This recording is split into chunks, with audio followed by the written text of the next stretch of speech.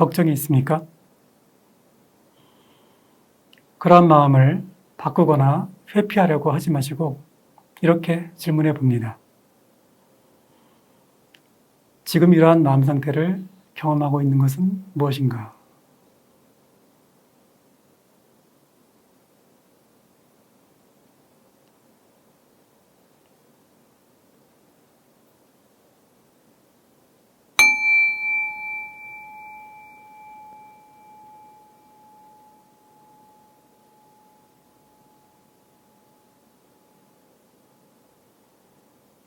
지금 이러한 소리를 듣고 있는 것은 무엇인가?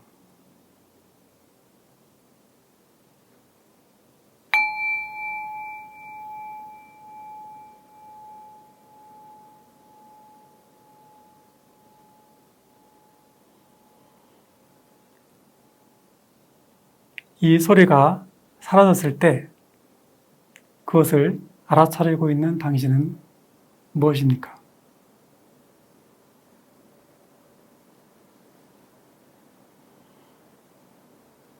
우리가 질문을 던지면 심리 상태가 전환됩니다.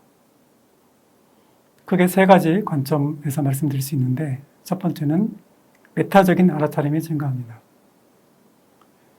두 번째는 판단 분별의 중지가 생겨나고 세 번째는 자타의 분리감이 극복됩니다.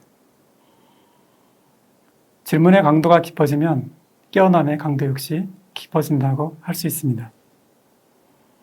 이렇게 우리가 삶에서 생겨나는 경계를 회피하지 말고 질문을 통해서 마음을 돌리는 것이 삶 속에서 할 수 있는 가나선 수행의 핵심이라고 할 수 있습니다.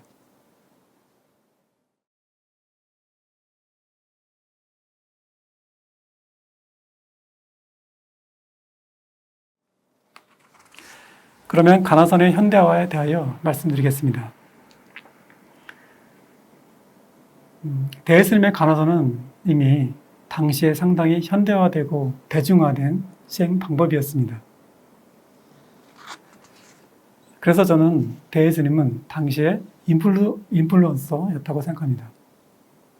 인플루언서는 영향력이 있는 사람이죠. 스님은 당시에 사대부, 학자, 여성, 또 수많은 스님들과 편지로 소통했습니다. 요즘 말로 하면 SNS를 통해서 소통했다라고 할 수 있습니다. 그러면 스님의 편지 가운데 제가 몇 통을 뽑아서 그것의 핵심 내용을 말씀드려 보겠습니다. 첫 번째 편지에 대해서 저는 삶 속에서 진행되는 가나선이라고 이름 붙여보았습니다. 이것은 왕래안이라는 사대부에게 보낸 편지인데 왕래안은 당시에 다섯째 아들이 죽어서 깊은 슬픔에 쌓여 있었습니다. 그래서 어떻게 하면 이러한 슬픔을 극복을 할 수 있는지 편지를 통해 물었는데요. 여기에 대해서 스님은 다음과 같이 대답을 했습니다. 저는 이 편지에 마음 공부에 세 가지 길이 들어있다고 보았습니다. 첫 번째는 읽으면서 말씀드리겠습니다. 상가 편지를 받아보니 다섯째 아드님이 병으로 죽었다고 해요. 부자의 정은 수천, 수백 겁의 세월 동안 은혜와 애정의 습기가 흘러든 것입니다. 이러한 경계에 맞닥뜨리면 어쩔 수 없습니다.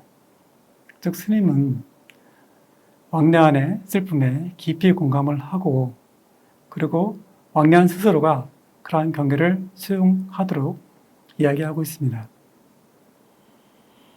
두 번째는 번뇌하는 바로 그때 그 번뇌가 어느 곳에서 일어나는지 이리저리 자세히 따져보십시오. 만약 이러한 곳을 따져보아도 찾을 수 없다면 지금 현재 번뇌하는 것은 어디에서 나온 것입니까? 번뇌하는 바로 그때 유입니까? 무입니까? 허입니까? 실입니까? 라고 대답했습니다. 이것은 스님께서 질문을 통해서 왕래안 스스로 자신의 번뇌를 돌이켜보도록 한 것입니다. 세 번째는 사랑 분별이 필요하면 단지 사랑 분별만 하고 울고 싶으면 오직 울기만 하십시오 라고 하였습니다. 이것은 왕래안이 자신의 삶을 전적으로 수용하고 받아들이도록 한 것입니다. 보통 우리는 밥을 먹을 때는 밥을 먹어라, 말을 할 때에는 말만 하라, 강의를 들을 때에는 강의만 들어라 라는 말을 듣습니다. 임재스님은 이러한 경계를 수처작주 입처개진이라고 했습니다. 즉, 매 순간 깨어있는 것이 가나 공부의 핵심이라고 할 수 있습니다. 그러면 두 번째 편지를 보겠습니다. 저는 이 편지에 대해서 일상의 경계를 통해 깨어나는 회광반조의 가나선이라고 이름 붙였습니다. 이것은 이 보문이라는 사대부에게 보낸 편지인데 이 보문은 스스로가 근기가 하열하고 우둔하다라고 생각하고 있었습니다. 스님은 그에 대해서 다음과 같은 편지를 보냈습니다. 여기에서 무엇인가 하고 자신에게 제시하여 보십시오. 다만 이렇게 일깨우는 사람은 다른 사람이 아니라 그저 어둡고 우둔함을 알 수 있는 이 사람일 뿐이며 어둡고 우둔함을 알 수 있는 사람도 또한 다른 사람이 아니라 바로 이 몸은 자신일 뿐입니다. 바로 어둡고 우둔함을 알 수 있는 것은 무엇인지 살펴보기만 하십시오. 단지 여기에서 살펴보기만 할 뿐 깨달아 초월할 곳을 구하면 안 됩니다. 그렇습니다. 우둔함을 알 수 있는 자는 우둔하지 않습니다. 스님은 바로 이렇게 일어나는 경계를 반조해서 그 자리에서 번뇌가 없는 우리 마음의 청정함을 깨달으라고 이야기하였습니다. 그러면 세 번째 편지를 보겠습니다. 이 편지는 이참정이라는 사대부에게 보낸 편지인데 이참정은 상당히 높은 경지에 들어있는 사람이었습니다. 그는 자신의 경지를 스님에게 이야기를 했고 스님은 이참정이 스스로 자신의 깨달음을 일상의 경계를 통해서 점검하도록 하였습니다. 그 내용을 보겠습니다. 요즘 인연 따라 놓아버리면서 뜻대로 자유롭습니까? 행주자업 속에서 세상 번뇌에 끄달리지 않습니까? 잠잘 때나 깨어있을 때나 한결같습니까? 옛 경계에 집착해 성급히 구하는 마음은 없습니까?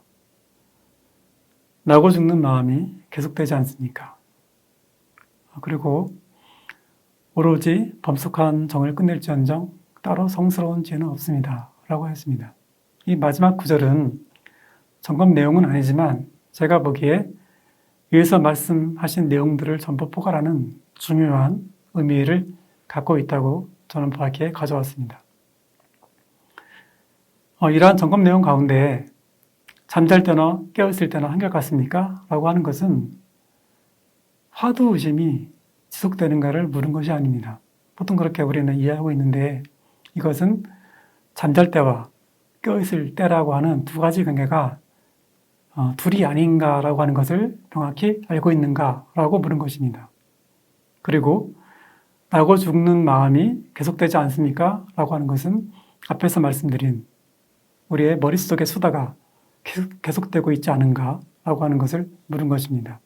이렇게 스님은 일상의 경계를 통해서 깨달음을 점검했습니다. 자, 그러면 가나선의 현대적인 접근이 필요한 이유에 대해서 말씀드려 보겠습니다.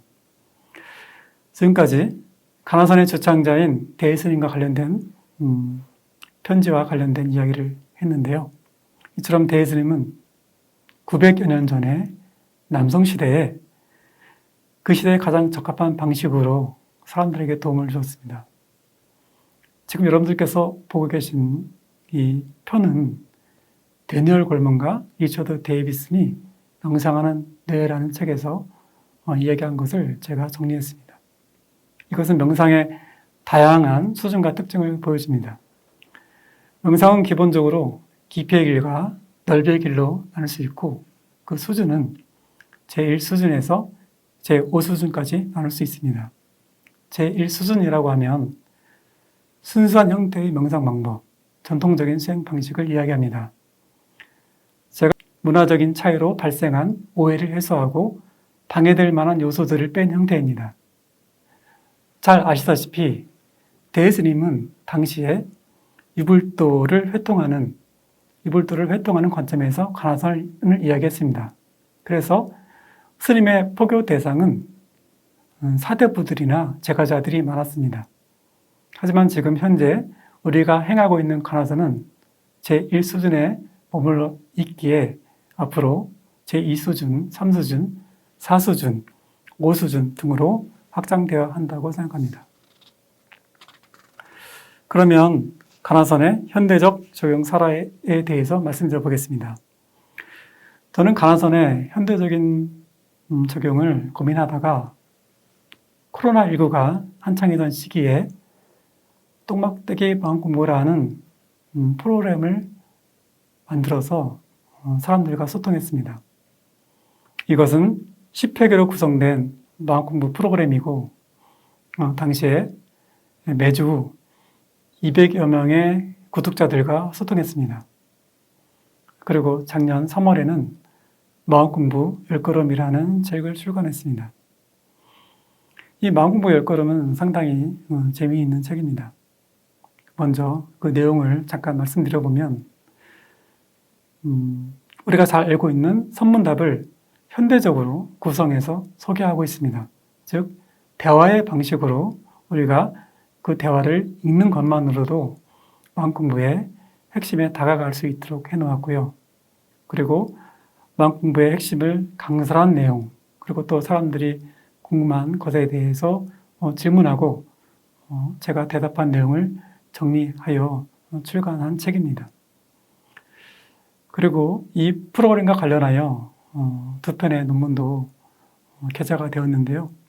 이 프로그램의 사상과 구성 내용 등을 자세히 보고 싶으시면 이 논문을 참고하시면 되겠습니다.